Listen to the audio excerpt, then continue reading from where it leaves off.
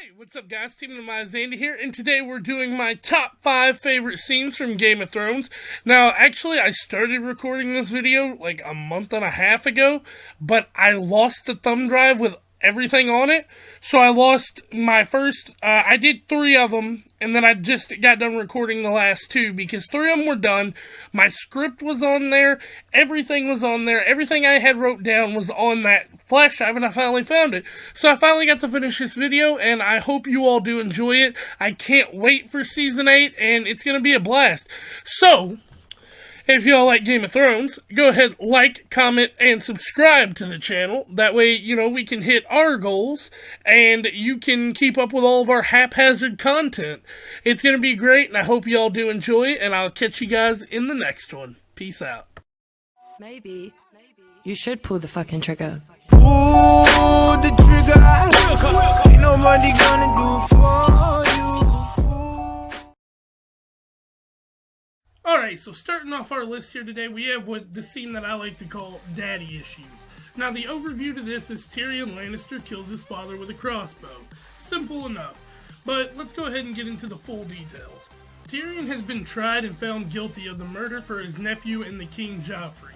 His father was the prosecutor and was set to kill him. His eldest brother Jaime, though, was not so keen on the idea and decided to help out, conspiring with Lord Varys, and they broke him out of the cell. Tyrion wasn't happy with just freedom, though. He decided to go back to kill his father. Once reaching his father's chambers, he found that the whore of his life, love of his life, sleeping with his father. He killed her with his bare hands and then proceeded to take a crossbow off the wall and go to the bathroom where his father was. And he shot him down, before proceeding to meet up with Lord Varys and head out of the country. Alright, so my reasoning behind picking this scene, it was just flat out awesome from the start to the finish. But it took a dramatic turn in the middle where, he saw Shay in his, father's bedroom. And, shit got real at that point. It was never completely concrete whether he was going to kill his father or not up until this point, or just do something reckless. But either way, it was like, he had a switch in there that was just, pinpoint awesome to me. This wasn't one of the most intense scenes in the series, but it was one of the most satisfying in my opinion. Just because, we finally get to see Tyrion do something that, noteworthy in the story. Like, he's done a lot of little stuff, like minor things, but this was his big noteworthy moment where he actually did something to affect the plot. A lot of people can say, he's not, not a badass character, but this scene really took over and made Tyrion one of my favorite characters in the entire series. But this scene also led to one of my favorite moments, and that's when him and Daenerys meet up, and he becomes her queen's hand. I think that's really cool. It's not one of my favorite scenes just because it's not that great, but it's still one of my favorite moments. Finally, the placement of this episode falls in Season 4, Episode 10, June 15th, 2014. Alright, so this next scene is the Red Wedding, and it is probably one of the most known and talked about scenes in the whole series. But it is a really good scene, and it is really captivating. So the overview to this is Robb, Taliesia, and Catelyn Stark are murdered by Walder Frey during a wedding. Let's get into this one. Alright, so here we go. Full details. Tywin Lannister conspires with Walder Frey to kill the King of the North. He takes it overboard, though, giving Robb and his army the sense of security under the light of the Seven, stating, "My honored guest, be welcome within my walls and at my table. I extend to you my hospitality and protection in the light of the Seven." Now, in today's screwed-up society, this doesn't sound like much of, like a peace. In the pretext of the story, though, word is everything, and it is so reckless and crazy to think someone would break their word/vows without a proper reason. Walder Frey gave them drink, or alcohol in this case, and food to their whole army. This was paranormal, though, due to the fact that they were all men of the North and had been loyal to one another for hundreds of years. After the wedding, though, it went down in the most gruesome way. Catelyn noticed one of the men wearing chainmail armor under his coat when she yelled to Robb. A barrage of arrows launched at the men, catching them completely off guard.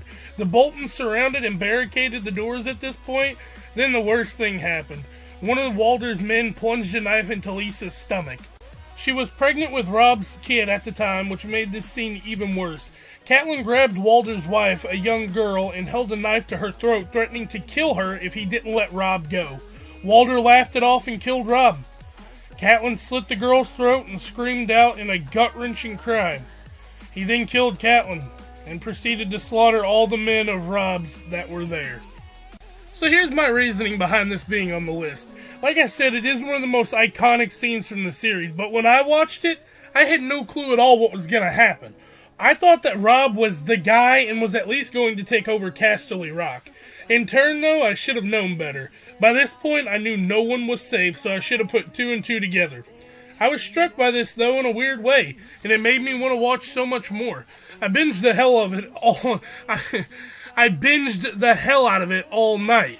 The only thing I hated about this scene was the fact that, none of the men came back to rally for him. It was just oh, well, Rob's dead. We're going to just, stop here. But, they get their revenge. The sweet, sweet revenge of when Arya comes back and slays every one of these bastards was definitely worth it. The placement of this episode is Season 3, Episode 9, and it premiered on June 2nd, 2013. Alright, so next up we have the scene that I like to call There's Dead Men Among Us. And basically, Daenerys and Jon Snow bring a White Walker to the capital. Alright, so the full details behind this one is Tyrion asks Sir Bronn of the Blackwater to set up a meeting for him and pass the information off to Jaime. Jaime complies and tells Cersei. Now this meeting literally could not have been acted out any better in my opinion. On arrival, tensions are already very high, and it does not let down at all. When they first arrive, everyone is on edge, as they should be. The Hound and his brother, the Mountain, meet up for the first time in a while, which leads to the Hound giving some choice words to his brother.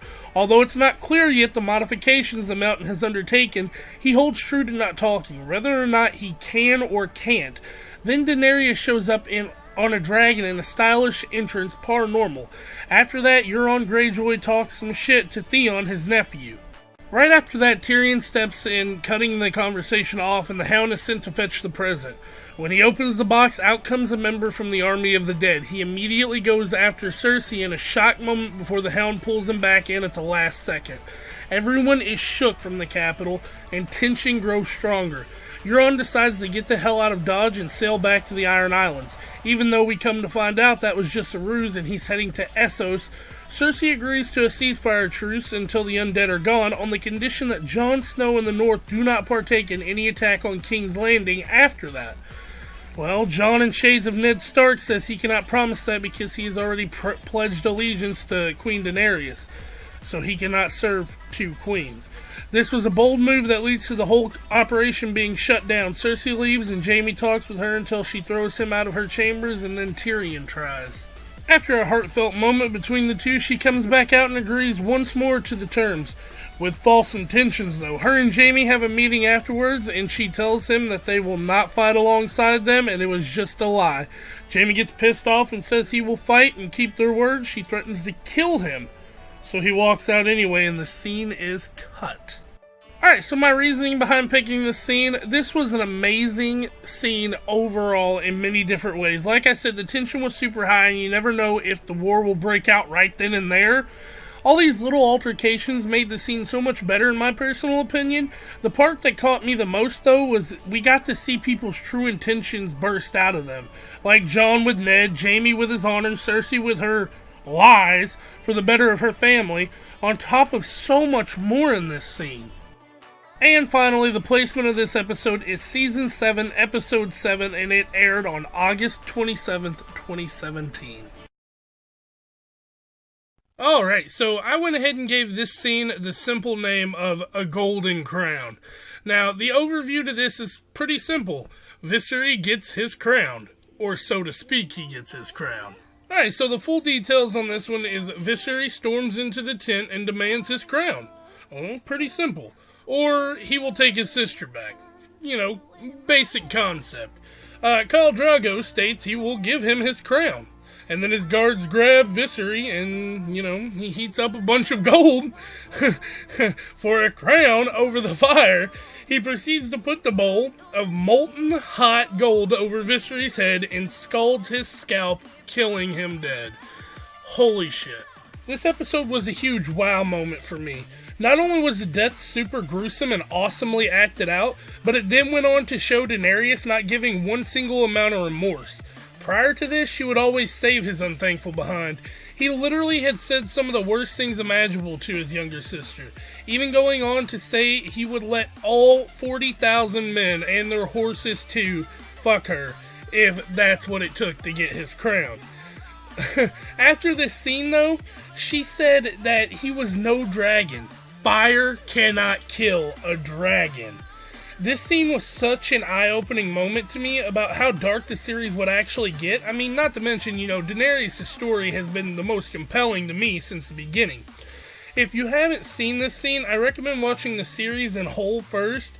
Hey though, if you check this out, it might just, get you convinced to actually watch the whole series.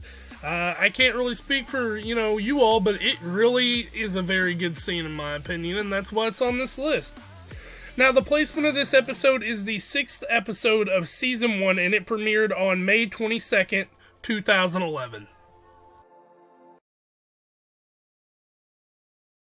Alright, so for my number 1 pick, I call this scene Killing Jon Snow. Basically, the overview to this is the Night's Watch have a small rebel party that decide to kill Jon, including young Ollie. Alright, so the full details on this one is after Jon, the Night's Watch commander at the time, decides to let the wildlings pass through the gate to their safety, Alistair, Ollie, and 4 other Night's Watchmen decide to kill him. Yeah.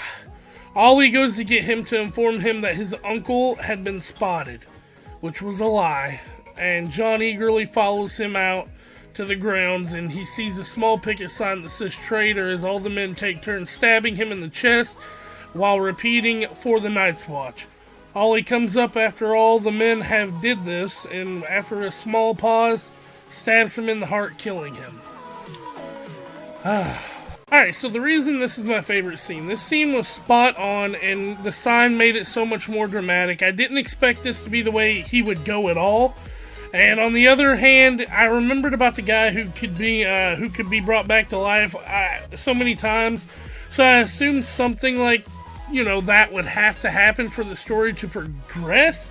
But then again, in Game of Thrones, you never know which character you're going to lose and when you're going to lose them. So I was kind of like on and off about it. But I didn't think, Lady what was her name? Lady Melisandre, I think? Melisandre or something? I don't remember her name. Would be the one who would actually do the ritual. Either way, though, this was an epic ending to Season 5, and I couldn't have asked for much more at all. The placement of this episode was Season 5, Episode 10, and it aired on June 14th, 2015.